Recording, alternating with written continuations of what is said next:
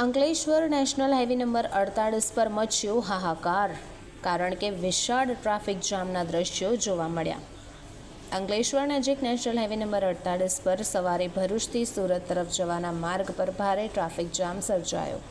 ખાસ કરીને મોતાલી પાટિયાથી અંકલેશ્વર સુધીનો આખો પટ્ટો વાહનોથી ઠાસોઠાસ ભરાઈ ગયો હતો. પ્રતિદિન હજારો વાહનો પસાર થતા આ હાઈવે પર અચાનક જ લગભગ 4 કિલોમીટરથી પણ વધુ વિસ્તૃત ટ્રાફિક જામ સર્જાતા સવારના સમયે કલાકોમાં વાહન ચાલકોને ભારે મુશ્કેલીનો સામનો કરવો પડ્યો. ટ્રક, કાર, બાઇક, બસોની કતારો લાંબા સમય સુધી થીજીને ઊભી રહી હતી, કારણ કે લોકો પોતાના ગંતવ્ય સુધી પહોંચવામાં કલાકોનું મોડું અનુભવી રહ્યા હતા. સ્થળો પરથી મળતા પ્રાથમિક અહેવાલો મુજબ જામનું મુખ્ય કારણ રસ્તા પર વધેલ વાહનોની ભીડ, કેટલાક વાહનોના ધીમા ગતિએ ચાલતા રહેવા, ચોક્કસ જગ્યાએ લેન ડિસિપ્લિનના ભંગને માનવામાં આવે છે. જો કે પોલીસે ટ્રાફિકની સ્થિતિને સામાન્ય બનાવવા માટે તાત્કાલિક દળ તૈનાત કરી બંને તરફના માર્ગ ઉપર વાહન વ્યવહાર સુચારુ બને તે માટે સતત પ્રયત્ન ચાલુ રાખ્યા.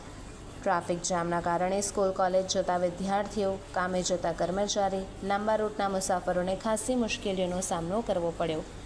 અનેક લોકો હાઈવે પર જ અટવાઈ જતા સમયસર પહોંચી શક્યા ન હતા. ટ્રાફિક પોલીસ દ્વારા વાહન ચાલકોની શાંતિ અને લેન ડિસિપ્લિન જાળવવાની અપીલ કરવામાં આવી છે.